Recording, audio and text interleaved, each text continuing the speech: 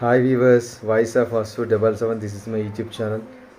Watch and subscribe, press the bell icon to get more videos. Today's topic hostels. ప్రభుత్వ వసతి గృహాలు. పేదవాడి విద్య కొరకు ఏర్పాటు చేసినటువంటి ఈ వసతి గృహాల లోపల విద్యార్థుల యొక్క భోజనం ఎంత అధ్వాన్నంగా ఉందంటే చూస్తే కళ్ళలోకించి నీళ్ళు వస్తున్నాయి.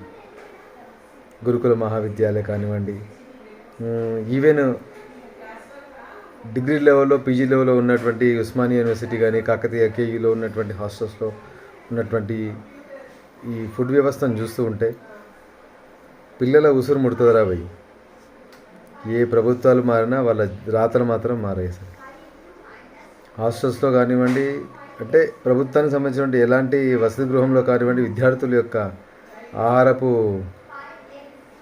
పద్ధతి అనేది అది ఎంత దారుణంగా ఉందంటే మేకింగ్ ఆఫ్ ఫుడ్, కిచెన్స్ కరెక్ట్గా లేవు, వాటర్ ప్రాపర్గా ఉండదు, సరిగ్గా వెంటిలేషన్స్ ఉండదు, ప్రాపరు కుక్కర్స్ ఉండరు.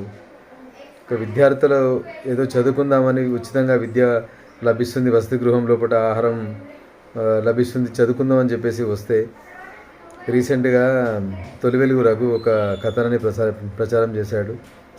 అందులోపల చూస్తే భయంకరమైనటువంటి నిజాలు వెలుగులోకి వచ్చాయి.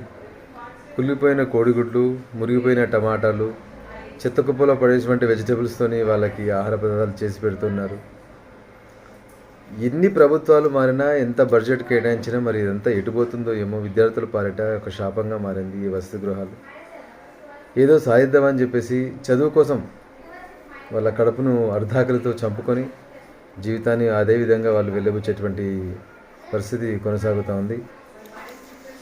ఎంత దయనీయంగా ఉందంటే రీసెంట్గా పేరున్నటువంటి ఒక యూనివర్సిటీ కేయూ కాకతీయ యూనివర్సిటీలో కూడా విద్యార్థుల యొక్క మెస్సును చూస్తే కళ్ళం బట్టి నీళ్ళు వచ్చాయి. అసలు అన్నంలో పొరుగులు కానివ్వండి, ఇంకా చెప్పడానికి అసలుకి ఇలాంటి మాటలు కూడా రావట్లేదు. అసలు ప్రభుత్వ వసతి గృహాల్లో కూడా విద్యార్థుల యొక్క భోజన పరిస్థితి ఈ విధంగా ఉంటే విద్యార్థులు ఇంకా ఏం సాధిస్తారు చెప్పండి.